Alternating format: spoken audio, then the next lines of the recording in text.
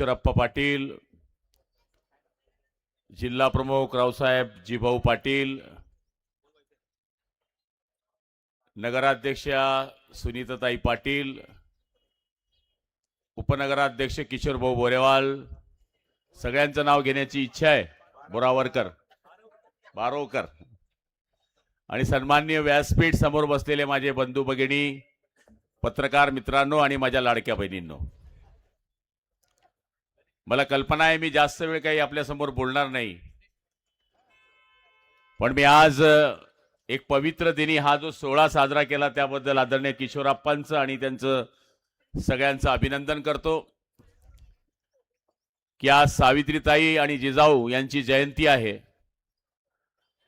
जी सावित्री आहे जिने 1 जून 1948 साली भिडेवाड्यामध्ये पहिली शाळा सुरू केली, त्या सावित्री आईनी जर त्यावेळेस शाळा सुरू केली नसती तर आज सुनीताताई पाटील ह्या नगराध्यक्ष होऊ शकल्या नसत्या.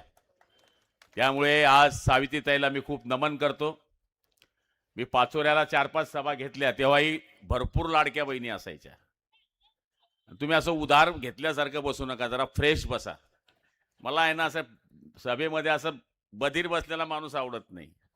म्हणजे इतका चांगला कार्यक्रम आहे, तुम्ही बरोबर ते सौर ऊर्जा पाहत होते, सुनीताताईंचं भाषण ऐकत होते, आप्पांचं भाषण ऐकत होते, माझंच ऐकत नाही आहे.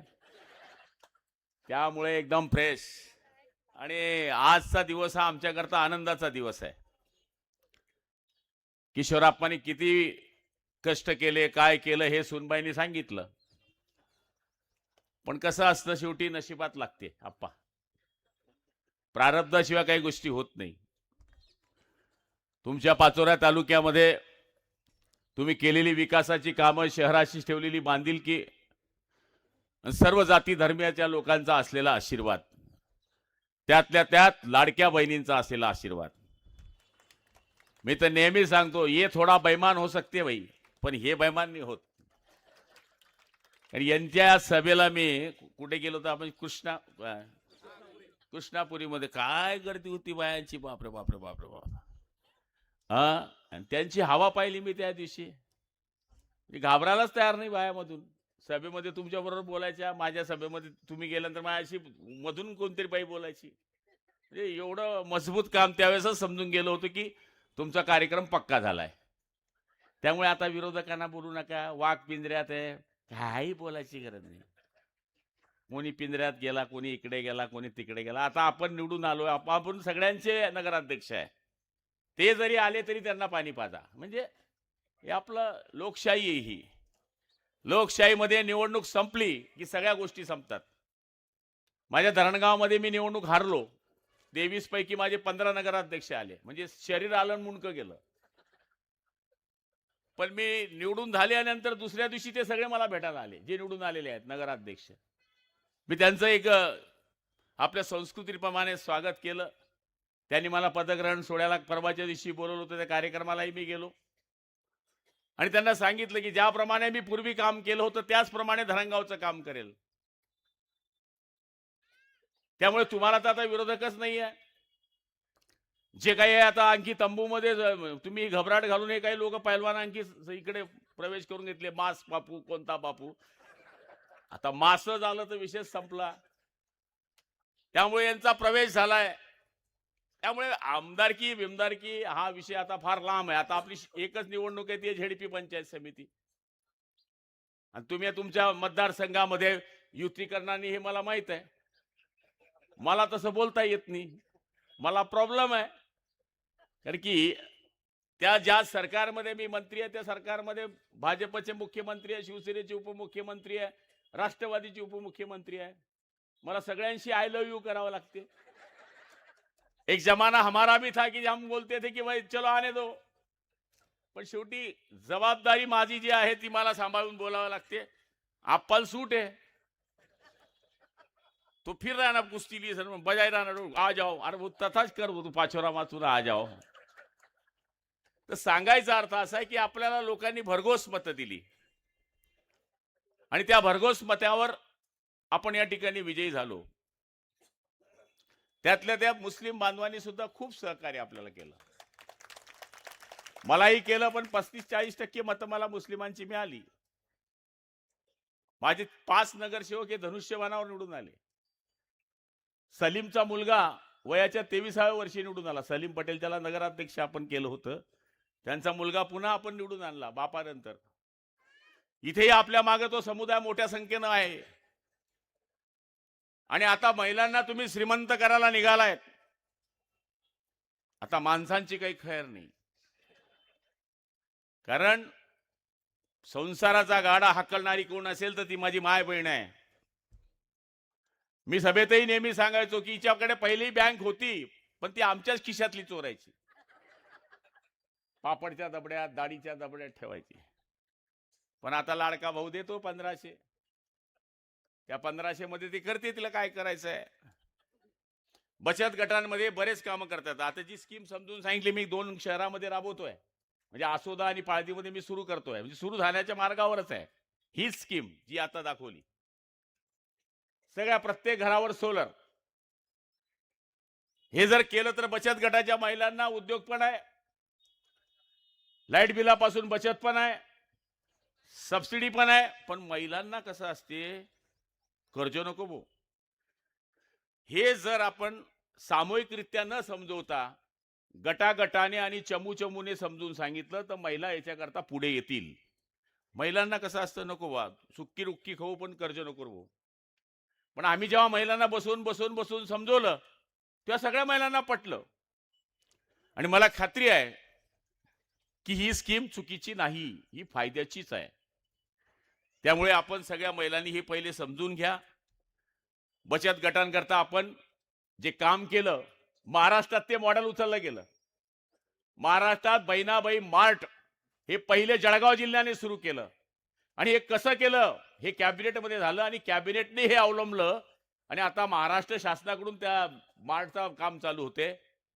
पाचोऱ्यामध्ये सुद्धा बचत गटांकरता आपण एक मॉल दिलेला आहे. जसा मॉल असतो ना, तसा आपल्या बचत गटांच्या CRP आणि बचत गटांच्या महिला येतील, त्याच्यामध्ये त्यांचा आठवडा वाटला जाईल. व त्यांचे वेगळे वेगळे पापड आहे, लोणचं आहे, जेवण आहे, वेगळ्या वेगळ्या वस्तू आहे, मेणबत्ती आहे, अगरबत्ती आहे, बरेच प्रोडक्ट आहे. वेळ आला तर मग ती पुरणाची पोळी आहे. जळगावला ते कोटेनगरच्या खाली ते पुलाखाली पुरणाची पोळी 80 रुपये जाते. 80 रुपये बनवतात नाही बाया ते. पापड बी बनवतात नाही, काहीच नाही. पहिले माझी आई शेवाळा टाकायची तर मला त्या वाटे खाली बसवायची, तोड टाक खाटवर, कुठेच दिसत नाही. आपटी घ्या कार्यक्रम.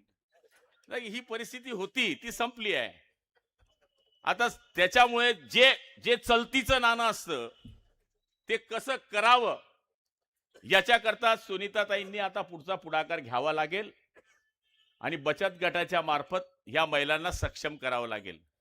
आज इतका चांगला दिवस आहे की या दिवशी आपण चार्ज घेतायत. तुम्हाला पूर्वीचा इथला नगरपालिकेचा अनुभव आहे. बरेच ज्येष्ठ नगरसेवक इथे आहे, उपनगराध्यक्ष सुद्धा अनुभवी आहे. सुमित आमचा आता त्या प्रोसेसमध्ये येतोय. महिलांची संख्या मजबूत आहे, त्यामुळे महिलांची साथ तुम्हाला 100% असणार आहे. म्हणून आता पुरुषांच्या कामांपेक्षा महिलांची जास्त कामं होतील याची खात्री मला आहे. पाण्याचा विषय आप्पासाहेबांनी या ठिकाणी सांगितलं की पाण्याचं काय, तर पाणी आपण देऊ ना. आम्ही काय आहे, आम्ही MJP आहे. तुम्हाला पैसा आणायचा या ठिकाणी अमृतकडून, केंद्र सरकार आणि राज्य सरकार. आम्ही DPR तयार करायला लावा. 15 दिवसाच्या आत पाचोरा नगरपालिकेचा DPR तयार करून देण्याची जबाबदारी ही MJPची असणार आहे. तुम्ही मला पत्र द्या, मी DPR तयार करतो. DPR तयार केल्यानंतर आपण एकनाथ शिंदे साहेबांकडे आपली जर योजना प्रस्तावित केली तर त्यांच्या EPC मध्ये ही योजना जाईल. ती मंजूर केल्यानंतर पुन्हा टेंडर प्रोसेस ही MJP कडे आहे किंवा नगरपालिकेकडे आहे. आपण जी एजन्सी ठरवाल, नगरपालिका जी एजन्सी अवलंबेल, CO साहेब इकडे बसले, त्यांना ते काम मिळेल.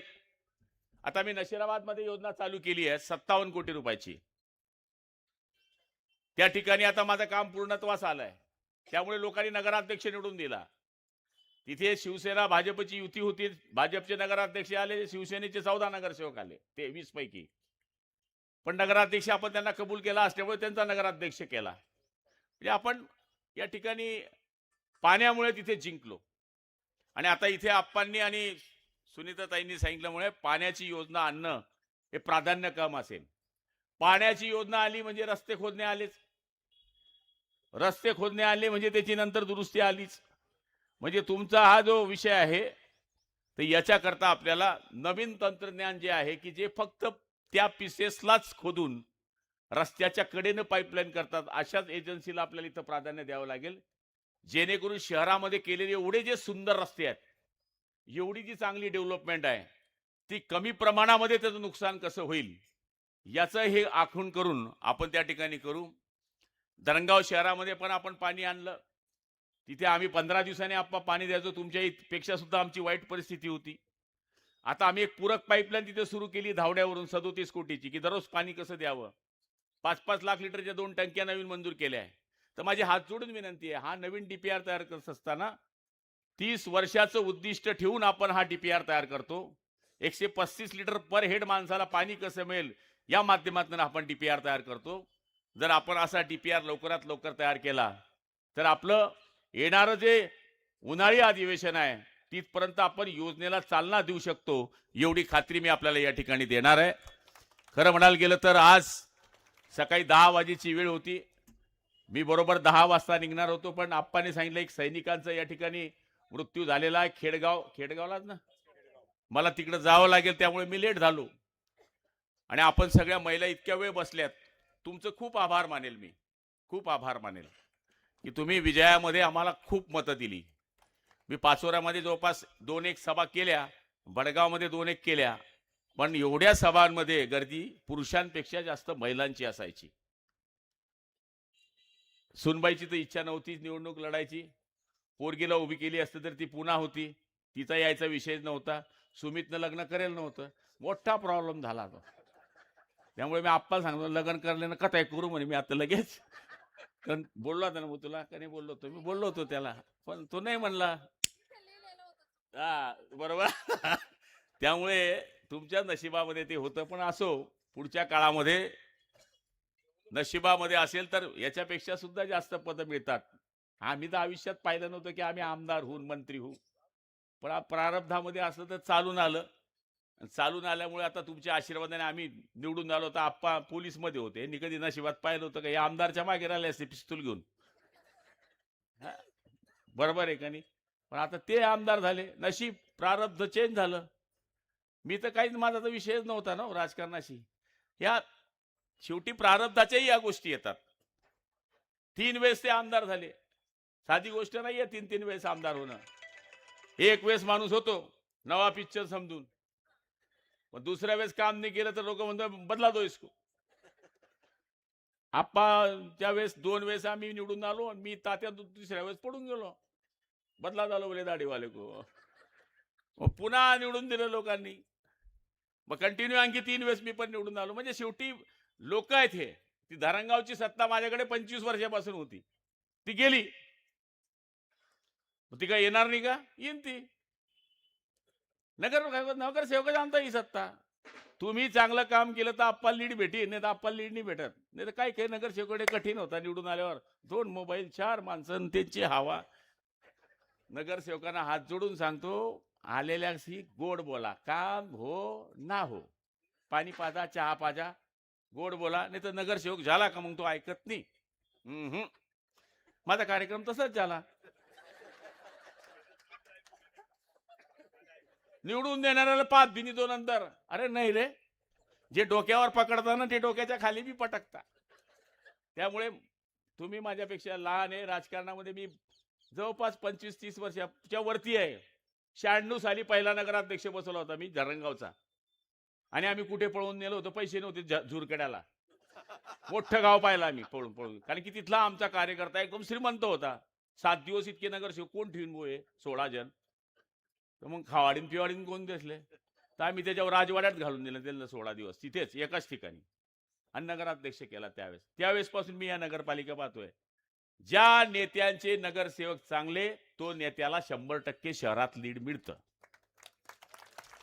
मी माझे धरणगाव नगरपालिकेत एक वेळेस 20 पैकी 19 नगरसेवक निवडून आले.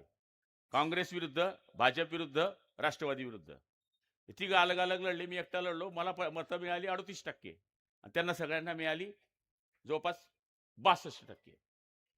पण मला जास्त मिळाल्यामुळे मी निवडून आलो. आमदारकी लागली भाऊ त्या 62 विरुद्ध. आणि आपला मधला अंको नाराज, मला काम दिन नाही, मला गटर दिन नाही, मला रस्ता दिन नाही.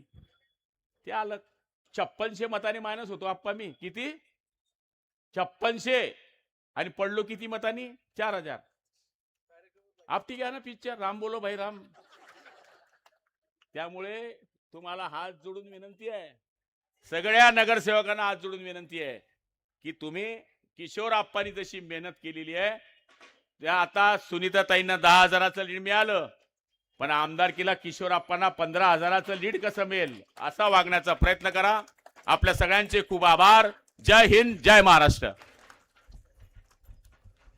यानंतर